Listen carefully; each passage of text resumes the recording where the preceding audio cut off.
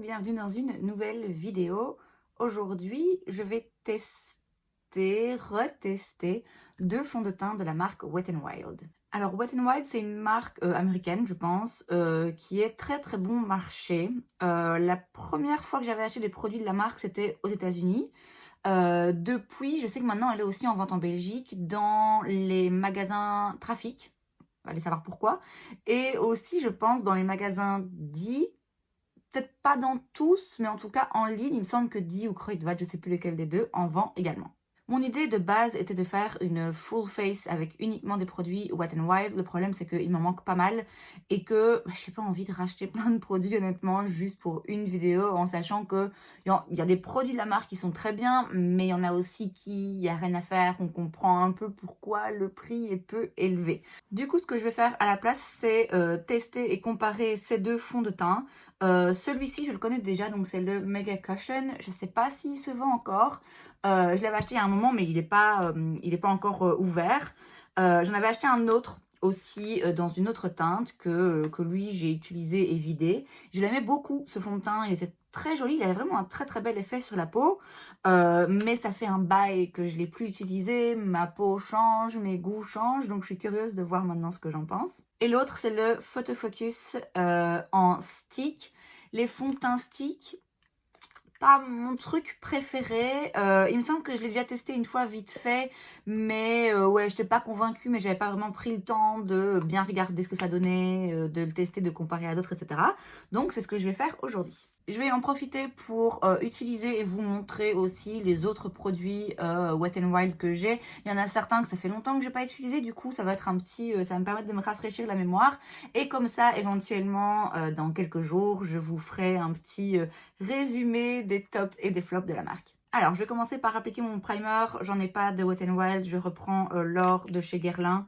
On est bien loin de la gamme de prix Wet n Wild, mais je vous l'ai dit dans la précédente vidéo que j'ai filmée, enfin l'avant-dernière vidéo que j'ai filmée, il est presque vide, donc je voudrais bien le vider et voilà, en finir. Et en plus, c'est un primer que j'aime beaucoup, que je sais qui fonctionne très bien. Donc ben voilà, je me dis que c'est l'idéal pour tester un autre fond de teint. Alors, je vais mettre le fond de teint stick de ce côté. Je sais pas avec quoi je vais l'appliquer à même la peau, comme ça, je sais pas avec quoi je vais l'estomper, je verrai bien.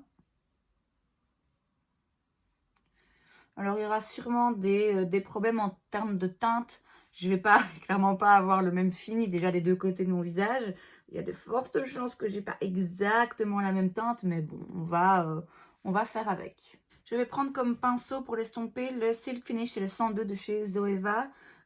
C'est un pinceau que j'aime bien pour estomper et appliquer le fond de teint. Alors, je vais en mettre un peu pour voir si je peux un peu augmenter la couvrance. Je trouve que les fonds de teint stick, ils ont tendance à être un peu gras, en fait, un peu texturisant, je sais pas comment l'expliquer. Wet n Wild, ils avaient aussi, donc ça c'est la gamme Photo Focus, ils avaient aussi dans cette gamme le Photo Focus en fond de teint liquide normal, qui coûtait, je pense, à l'époque, c'était genre 7 $, un truc comme ça, donc aux États-Unis, que j'avais acheté là-bas, que tout le monde adorait. Non seulement Tati Westbrook, qui était à l'époque quasiment la seule influenceuse que je suivais et dont je suivais les recommandations religieusement, mais de manière générale et encore maintenant, j'entends beaucoup de gens dire du bien de ce fond de teint qui était juste extraordinaire pour 7 €, mon Dieu, c'est super. À part le fait qu'il sent la peinture un peu, il sent les produits chimiques, ça donne pas envie de le mettre sur son visage, mais voilà, par ça, il était fabuleux. Et moi, du coup, toute confiante que j'étais, je me disais, voilà, tout le monde adore ce fond de teint, tranquille, je vais en prendre 2-3, puisque ça coûte rien, j'étais aux États-Unis, j'allais pas y avoir accès non plus tous les ans, donc voilà, je me dis, allez, j'en prends 3, et comme ça, ben, j'ai plus de chances aussi de tomber sur ma teinte. En fait, j'aimais pas ce fond de teint, donc je m'en suis débarrassée, j'en ai donné et j'en ai vidé aussi, je pense, parce qu'après un moment, ils étaient quand même un peu vieux. Mais ouais, j'aimais pas ce fond de teint, mais pas du tout. Il il n'était pas couvrant sur moi, il n'était pas joli, il était gras, il montrait tous les défauts de ma peau. Non, ce fond de teint, ça allait pas du tout, du tout. Apparemment, il convenait à tout le monde sauf moi. Et je n'ai pas du tout regardé ou lu de revue sur ce fond de teint, donc sur la version stick du Photofocus. Mais ouais, j'ai pas l'impression que ça va me plaire. Alors, je vais maintenant utiliser donc le Cushion Foundation. Ça, c'est la teinte. Donc, le stick, je sais pas si je l'ai dit, c'est la teinte beige doux. Et ici, c'est la teinte Light Ivory. Donc, on retire ce petit truc. Et donc, c'est un fond de teint coussin. Donc, vous allez presser ici le coussin pour en ressortir le produit. Alors, il y a une petite houppette comme ceci qui est fournie avec. Dans mes souvenirs, il me semble qu'à l'époque, je l'appliquais au Beauty Blender. Cette houppette, en plus, j'ai laissé traîner. Là, du coup, elle est pleine de paillettes, donc je ne vais pas l'utiliser. Je vais donc, dans un premier temps, y aller au Beauty Blender, comme il me semble que je le faisais à l'époque.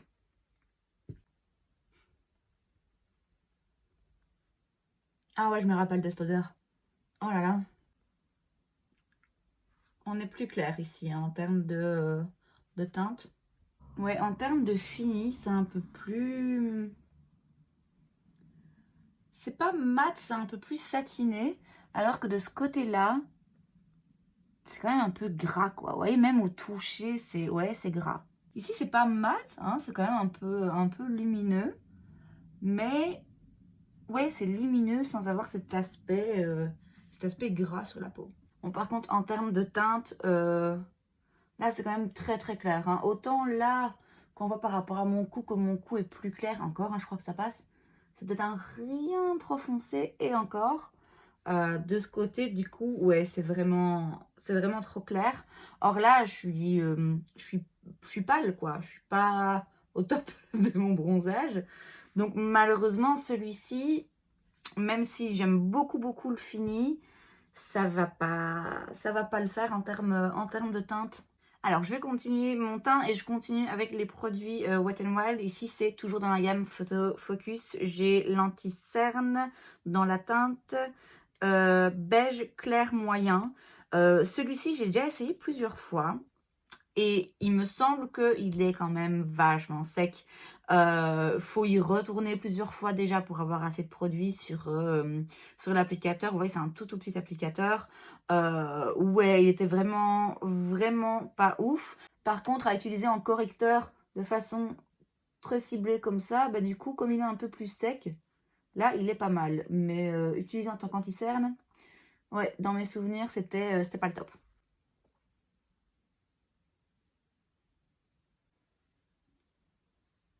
Ouais.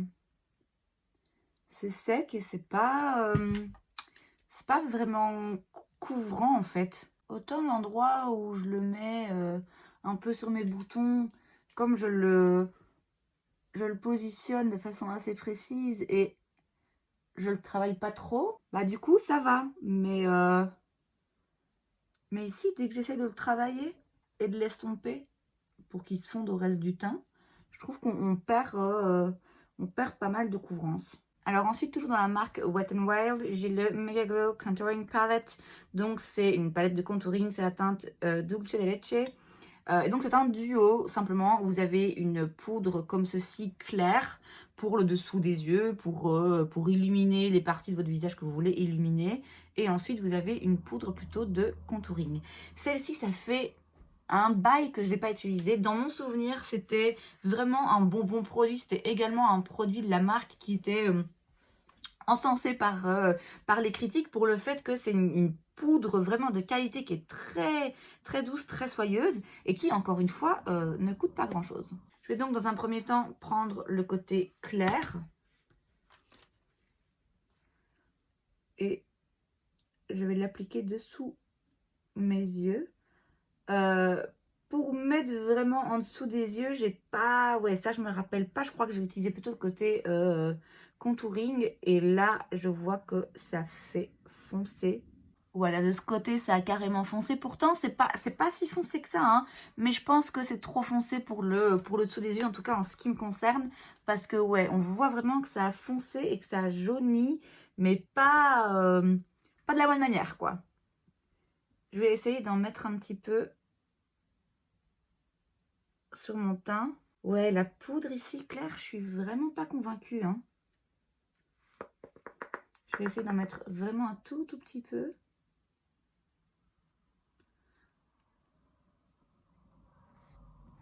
Non, non. Non, ça va pas, hein. D'un côté comme de l'autre. Bon, à la limite, sur celui-ci, ça passe un peu mieux. Comme le fond de teint était plus clair. Mais ouais, non, là, ça va pas. La poudre claire, non. Bon, ben, c'est pas grave. Du coup, on va maintenant aller vers le côté contouring. Moi, j'ai l'impression qu'il n'est pas assez froid pour utiliser vraiment comme un contour strict, quoi. Ou vraiment juste on creuse la joue. Ça me paraît un petit peu trop chaud pour ça. Donc j'utilise plutôt comme j'utilise un bronzer. C'est du contouring de toute façon. J'en fais plus trop. Plus personne n'en fait beaucoup du contouring en ce moment. Alors en effet, cette teinte, elle est vraiment pas mal.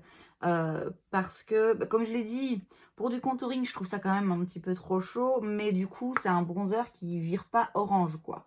Donc c'est une jolie teinte, c'est un petit peu entre les deux. Elle s'estompe bien, franchement. J'ai pas l'impression que ça va aller bouger le fond de teint que j'ai en dessous. Ça s'estompe bien, la couleur est sympa, le fini est joli. Il n'est pas trop poudreux vu que c'est une poudre très soyeuse, vous voyez. Ça passe assez bien. Alors, je n'ai pas de blush Wet n Wild, j'en avais un à l'époque, il me semble, mais si mes souvenirs sont bons, il était irisé, mais vraiment trop irisé. Donc, je vais mettre le blush Lorac, c'est la teinte Aura. C'est celui que j'avais déjà hier, comme ça, je réutilise mon pinceau. Et alors pour l'highlighter, de nouveau là c'est chez Wet n Wild, c'est de Mega Glow Highlighting Powder, donc la poudre illuminatrice. Moi j'ai la teinte Precious Petals. C'est aussi un highlighter qui, je me rappelle, qui avait pas mal de succès. Je vous avoue que c'est pas mon highlighter préféré. C'est très joli si vous voulez quelque chose d'assez soft et de subtil, mais moi l'highlighter j'aime bien quand ça brille, quoi. J'aime bien quand ça en envoie. Donc ouais, pas mon préféré. Il me semble que j'ai vu un produit chez Wet n Wild, le Halo quelque chose. C'est un duo comme ça où il y a un highlighter dedans qui est vraiment impressionnant pour le coup. Bon, celui-ci, je vous avoue, ouais, il me vend pas du rêve, mais bon, peut-être qu'une fois sur le teint, il va se mêler joliment au reste. Ah ouais, ok. Ouais, j'ai rien... Non, ça va, j'ai rien dit. J'ai rien dit finalement, en fait. Il est quand même intense. C'est bizarre, hein, parce que au doigt, prélevé comme ça au doigt, je me disais, pff, bof, mais en fait, il est très joli. Ben voilà. Je me suis trompée, ça arrive, hein. Ils se font bien, je trouve, au reste. Parce que il a ce côté, en effet, un peu doux et subtil qui fait que ils se font bien avec le reste du teint. Donc, ça évite d'avoir la barre d'highlighter. Et en même temps, il est quand même... ouais, il apporte la lumière qu'il faut, hein.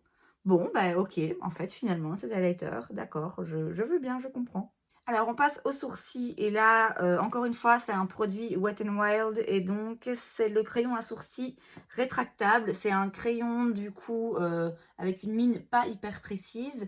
Alors, je sais qu'à un moment donné, je l'utilisais beaucoup parce que la teinte était juste nickel. Or, trouver sa teinte de sourcils, c'est toujours la galère.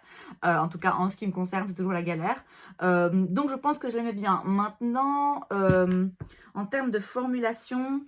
Je me rappelle pas particulièrement. Je dois avouer que ce genre d'embout, c'est pas mes préférés. Même si je suis pas la reine de la précision en ce qui concerne les sourcils. Je préfère quand même avoir un tout petit, une toute petite mine, histoire d'éviter de dépasser. Après, ce qui est pratique aussi avec ce genre de crayon, c'est que du coup, si vous voulez remplir un peu le sourcil vite fait, c'est quand même plus efficace. Alors, en termes de texture, c'est un rien trop gras. Et alors, ce qui est assez bizarre, c'est que j'ai l'impression que ce sourcil-là, pour le remplir comme ça, le produit s'est fondu au sourcil beaucoup plus facilement. Si vous voulez, c'est un petit peu comme si, à force de travailler la mine, elle se réchauffait au contact de la peau et du coup, la texture devenait un petit peu plus difficile à travailler. Vous voyez ce que je veux dire? Un petit peu plus grasse, un peu plus émolliente. Du coup, oui, bon après, c'est pas terrible hein, comme formulation, j'ai connu plus gras. Mais le fait que ce soit en plus de ça un embout moins précis, c'est un peu plus galère quoi. Mais pas du tout mauvais. Et surtout, ouais, la teinte quoi. La teinte, elle est vraiment juste bien, juste ce qu'il me faut, juste ce que j'aime bien. Après, voilà, c'est pas ma formulation préférée et c'est pas mon embout préféré non plus. Alors, je vais m'arrêter de filmer ici. Je vais aller faire mes yeux pour une autre vidéo. Je reviens quand c'est fait pour terminer avec les lèvres. Voilà, les yeux sont faits. Ce que j'ai utilisé sera évidemment dans la barre d'infos ici en dessous. On va maintenant passer aux lèvres. Funny story. Quand j'étais donc aux États-Unis, j'avais entendu beaucoup de bien des Liquid Catsuit de chez Wet n Wild, mais la version rouge à lèvres liquide mat, ok?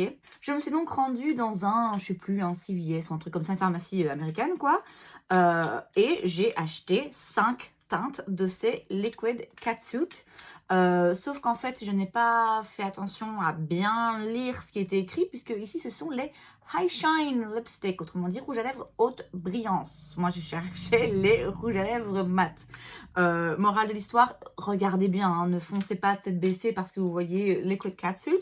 J'ai donc par la suite, quand ils ont commencé à les vendre ici au trafic, j'ai acheté les Liquid Catsuit Matte Lipstick, donc rouge à lèvres liquide au fini mat. Et là, j'ai 3 teintes. Alors ici, j'ai la teinte Rebel Rose. C'est celle que j'ai utilisée hier. C'est vrai qu'ils sont bien, franchement. Ils tiennent le coup. Ils sont pas trop inconfortables. Ça reste un rouge à lèvres liquide mat. Hein. Chaque fois que je le dis, voilà, ça va pas être le truc... hyper agréable à porter toute la journée, ça va pas être le truc le plus hydratant non plus, mais ma foi, ils sont pas mauvais. Ils sont pas hyper opaques. Bon, maintenant, peut-être que les miens sont vieux, mais ils sont pas hyper opaques. C'est pas dérangeant si vous le savez et que, du coup, vous prenez bien votre temps pour construire la couleur sur vos lèvres. Et donc, cette teinte-ci au milieu, c'est la Give Me Mocha et celle-là, c'est Behind the Bleachers. Je vais mettre celle-ci, celle du milieu. Ouais, celui-ci particulièrement, il m'a l'air pas hyper opaque, pas hyper régulier. J'ai l'impression qu'il faut aussi retourner pas mal de fois pour avoir du produit. J'avais déjà eu cette impression hier quand j'ai utilisé celui-là. Après, je dois vous avouer, ça fait longtemps que je les ai. Donc bon, c'est pas hyper précis non plus. J'ai été un petit peu à la Warrior sans crayon à lèvres. Alors, en ce qui concerne les donc rouges à lèvres haute brillance, oui, en effet, c'est plutôt des gloss. Ils sont là, pour le coup, assez opaques, en tout cas pour un gloss. Ils sont très colorés. Donc là, c'est la teinte Devil's Advocate. Celle-ci, c'est Peach Stole My Look. Cette teinte que j'aime beaucoup, c'est la Sand Nudes, qui se trouve juste ici. On a Caught You Bare Naked. Là, c'est vraiment très clair. Hein. Et enfin, Mauve Over Girl. Alors, je vais mettre le Sand Nudes parce que vraiment, je l'adore. Et parce que là, mes lèvres sont un peu foncées, je trouve.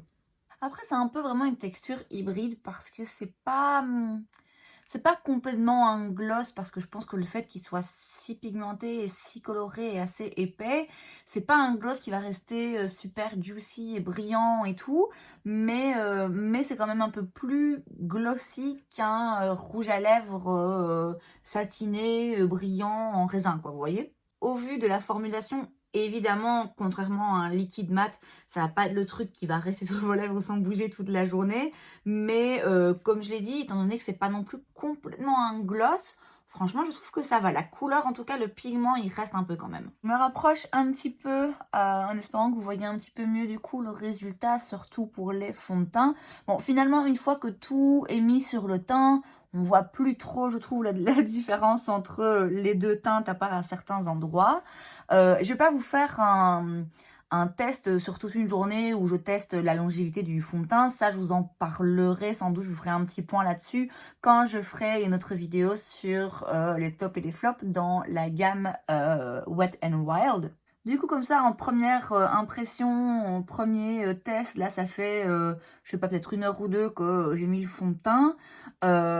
Clairement, ce côté-là, le côté fond de teint en stick, je suis pas hyper fan du fini. Je vois que c'est déjà gras. Je vois aussi qu'il est pas, il sèche pas complètement. Il reste un petit peu émollient, ce qui fait qu'il risque de bouger. Alors après, il faut garder en tête que je ne l'ai pas poudré. Hein. Je l'ai poudré un tout petit peu ici, mais pas toute cette partie-là de ma joue et de ma mâchoire. Donc évidemment, il y a beaucoup de fond de teint que si vous ne les poudrez pas, ça va rester un petit peu collant et ça va pas tout à fait pénétrer dans la peau. Mais voilà, là en l'occurrence, je le teste une première fois là sans poudre fixatrice, ni sans spray, ni quoi que ce soit. Et je peux déjà vous dire que ça, si je le laisse 5 heures, c'est dégueu. C'est vraiment juste dégueu. Je m'y attendais un petit peu parce que comme je vous l'ai dit, les fonds de teint stick, ils sont souvent un peu gras sur moi, j'ai cette impression en tout cas. Donc, bon, pas de bonne surprise malheureusement de ce côté. Ce côté-là, alors comme dans mes souvenirs, en effet, il a un très joli fini. Il n'est pas hyper couvrant, mais il couvre quand même suffisamment ce qu'il faut. Et oui, il a ce fini un peu satiné, où on n'est pas sur quelque chose de complètement mat, on est sur quelque chose où on voit quand même un petit peu de la lumière, mais c'est pas gras non plus. Donc ça, j'aime beaucoup. Malheureusement, il est trop clair pour moi. Alors, je pense que je peux continuer à l'utiliser et simplement bien penser à réchauffer mon teint. Mais c'est dommage en fait qu'il soit trop clair parce que du coup, c'est vrai que l'effet paraît un peu moins joli puisque comme il est plus clair, il fait ressortir un petit peu tout. Donc ouais, si j'avais une teinte un peu plus foncée, ce serait encore plus flatteur. Celui-ci, contrairement à l'autre, il a l'air quand même de sécher un peu mieux. Par contre, ce que je remarque, c'est qu'il file un petit peu plus dans les rides. Je ne sais pas si vous voyez la différence, mais là, il va un petit peu plus rentrer dans les plis de ma peau. Et donc en ce qui concerne la bataille entre ces deux fonds de teint, clairement c'est celui-ci qui est gagnant. C'est donc le Mega Cushion Foundation, il y a un SPF de 15 à l'intérieur. Moi là j'ai donc la teinte Light Ivory, mais clairement il est trop clair pour moi, ce qui est dommage. Il est vraiment très joli. Moi je trouve que c'est un très joli fond de teint qui a un fini naturel, qui est vraiment juste joli en fait, qui donne pas l'impression d'être trop maquillée. J'ai quand même l'impression qu'il file un tout petit peu plus dans les plis, mais bon, ma foi, je l'ai pas poudré non plus. Et puis un fond de teint, a priori, si vous avez des rides, bah ouais, il va aller s'y loger à un moment ou à un autre. Le Photo Focus en bâton dans la teinte ici beige doux. En termes de teinte, franchement, on y est. Finalement, il n'y a pas vraiment de démarcation, donc c'est une bonne teinte pour moi. Par contre, le format stick, je confirme que vraiment, je suis pas fan. Déjà, en termes d'application, je trouve ça moins agréable qu'un fond de teint classique, mais ça, c'est mon opinion personnelle. Par contre, vraiment, en termes de fini avec ma peau, je trouve que ça ne va pas. À savoir quand même que ici, c'est toujours une zone qui est un petit peu plus sèche sur ma peau. Donc, a priori, ça ne devrait pas donner cette impression de peau grasse. Et pourtant, là, vraiment, ça donne un rendu un peu poisseux. Je suis désolée, c'est pas très ragoûtant comme mot, mais c'est vraiment l'impression que ça donne, que c'est un peu collant, un peu gras. Alors, à voir évidemment si on le poudre pour vraiment le fixer et le matifier.